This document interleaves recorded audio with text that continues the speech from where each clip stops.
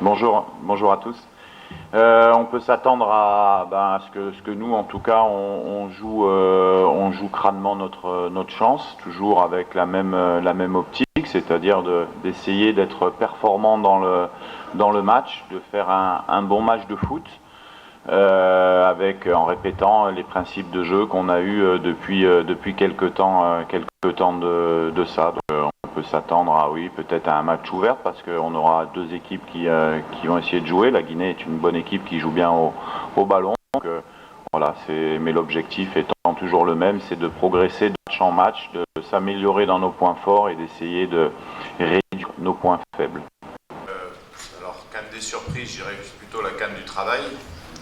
C'est-à-dire que sur les équipes qui sont en quart de finale, sincèrement, c'est tous des belles équipes. On pourra en citer l'Afrique du Sud, l'Angola qu'on a affronté nous 2 fois en match amicaux. Pour nous, ça ne nous surprend pas du tout qu'ils soient à ce niveau-là. Ça travaille dans tous les pays, donc ça c'est bien, ça va tirer le football africain vers le haut. Et puis après, favori contre la Guinée. Non, je dirais qu'on n'est pas favori contre la Guinée. C'est un match qui est assez ouvert contre une très belle équipe avec la Guinée, des joueurs qui jouent dans des bons clubs. Voilà, on aura par contre un plan de jeu bien sûr qui sera fait sur nos forces, qu'on adaptera peut-être en fonction des quelques lacunes qu'on a pu voir s'il y en a, parce que je trouvais vraiment cette équipe de Guinée très complète avec des bons matchs. Et on a l'habitude, nous, de faire preuve d'humilité parce qu'on est encore perfectible, comme vous l'avez souligné. On a encore des marges de progression, mais aussi on est conscient aussi de nos points forts et de cette capacité où on sait qu'on peut également passer cette étape. C'est ce que je disais, nous on veut performer parce que je pense qu'on peut y arriver. C'est ce qui se passe aujourd'hui. Après, on est dans une compétition lancée où il faut être ambitieux parce qu'on est à 2 matchs d'une finale, donc il faut être ambitieux, mais avec des étapes qui sont devant nous, un match très difficile contre la Guinée, parce que la Guinée, je le répète, c'est une très bonne équipe, très bien organisée dans son système de jeu. Et puis après, on ne change pas tout du jour au lendemain, on n'améliore pas certains points, on a besoin de matchs, on a besoin de compétitions comme ça. Je sais que ça va nous rendre plus forts pour les prochaines compétitions, mais on est encore sur une phase de progression avec des choses qui doivent s'améliorer parce qu'il y a certains domaines où on n'est pas encore là où j'aimerais que l'équipe soit et là où l'équipe a les capacités pour aller. Oui, c'est vrai qu'on n'a pas fait beaucoup tourner au niveau défensif, simplement un axe central, Après, dans l'équilibre tactique de l'équipe, on a des bons joueurs également qui peuvent être palliés au manque de certains. Après, ce sont des zones, moi pour ma part, tactiquement, que je bouge le moins possible parce qu'il y a des relations de joueurs qui se fait pour avoir un équilibre d'équipe défensif. Il y a des phases sur coup de pied arrêté qu'on travaille. Enfin, il y a différentes choses qui font qu'on est un peu plus stable sur cette partie. Et c'est généralement des joueurs qui font également la totalité des matchs. Donc on a une base et puis la réalité c'est que depuis quelques temps quand même on prend peu de buts dans le jeu, puisqu'on a pris au Soudan qu'on en avait pris un, c'était un coup de pied arrêté, contre le Maroc c'est du coup de pied arrêté, contre l'Égypte c'est un penalty, et puis on a une erreur sur la Zambie. Donc on a un certain équilibre, c'est vrai, je pense qu'il fait un peu notre force aussi en termes de confiance, et on le bouge peu, mais je sais que si, à l'image du match, des derniers matchs de compétition, des compétitions en Coupe du Monde, on avait Joris Kayembe qui avait pallié Arthur Masuaku de très belle manière. Donc après on a plusieurs possibilités, mais là c'est vrai que sur cette canne c'est assez stable. Nous, on est arrivé en quart de finale, on va dire en ayant 2 jours de récupération entre le 2e et le 3e match avec un déplacement à Korogo. On n'avait eu que 2 jours de récupération. Et puis après, on a enchaîné l'Égypte avec 3 jours de récupération quand les autres en ont eu 5. Donc là, on a 4 jours de récupération entre les 8e et les quarts, et ça nous a donné une bouffée d'oxygène dont on avait besoin.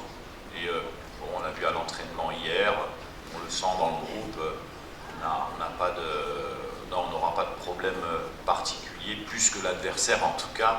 Bien sûr qu'il faut enchaîner les matchs, mais c'est la même chose pour les deux équipes. On n'a pas d'excuses, les joueurs sont des pros. Je pense qu'on a bien récupéré sur ces 4 jours-là, ça nous a fait du bien. Et sur la victoire contre l'Égypte, il faut récupérer quand même un peu plus vite aussi quand on gagne les matchs.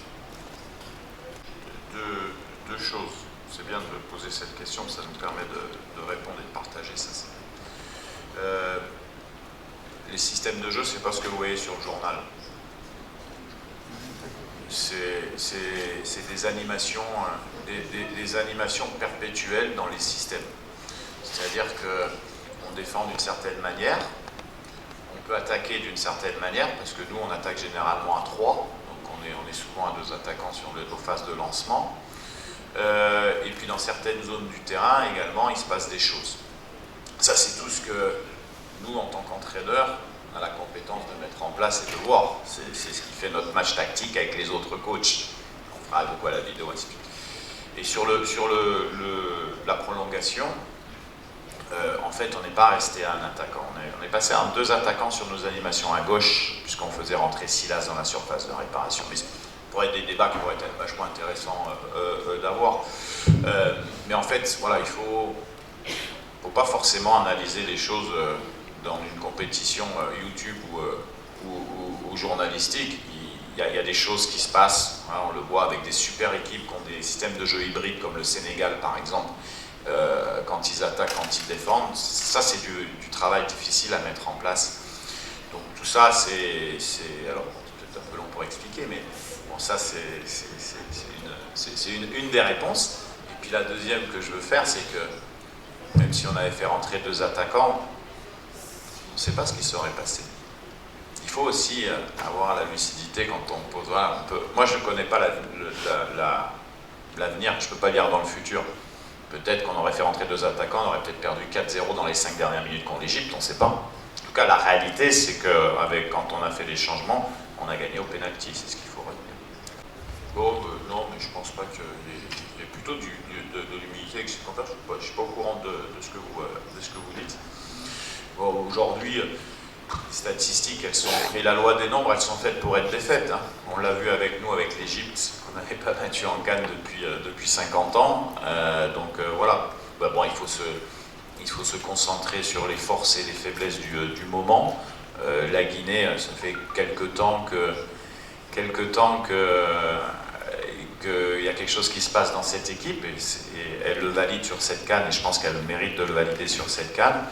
Je connais bien la Guinée parce que j'avais longtemps Conté, le défenseur central, Ibrahima Conté dans mon équipe en France. Donc quand il partait en sélection, on voyait beaucoup de choses. Donc je connais bien cette équipe. Il faut louer le travail de Kaba et la discipline tactique, sincèrement, qu'il y a sur le terrain. C'est une des équipes qui a vraiment une organisation de jeu qui est de très haut niveau. Donc non, nous on sait qu'on a la capacité, si on fait un bon match, de l'emporter, comme on sait que la Guinée a ses chances aussi. C'est ça qui fait la beauté du match de demain. Mais rien qu'en regardant les joueurs qu'il y a sur le terrain du côté de la Guinée, bien sûr que chacun respecte ce qui a été fait. Et moi, en tant que coach, un peu plus, parce que pour les avoir scoutés, analysés et suivis, vraiment un travail de fond qui a été fait, qui est franchement exceptionnel au niveau tactique. Hein.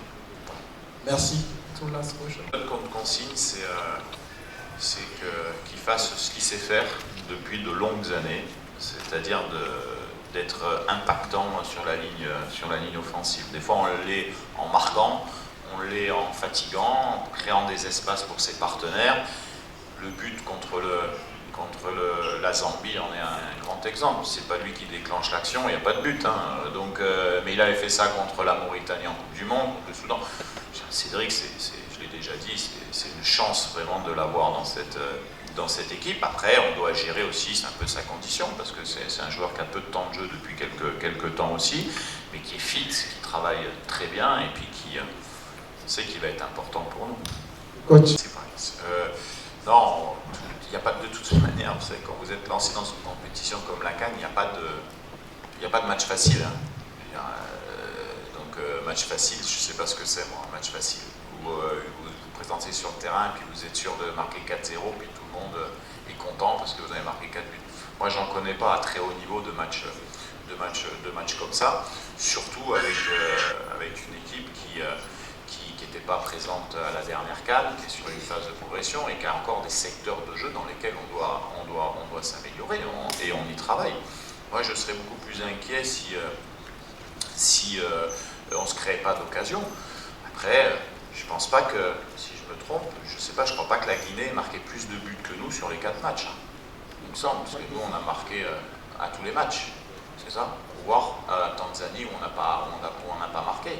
Donc je pense qu'on en a marqué plus que. Donc oui, on aimerait tous en marquer plus et puis être sur le banc et puis se dire voilà. Mais bon, aujourd'hui, les matchs sont à enjeu, sont serrés, ça joue sur des détails et à un moment donné, il faut mettre le but qui nous amène à la victoire, c'est vrai, mais aussi surtout à la qualification.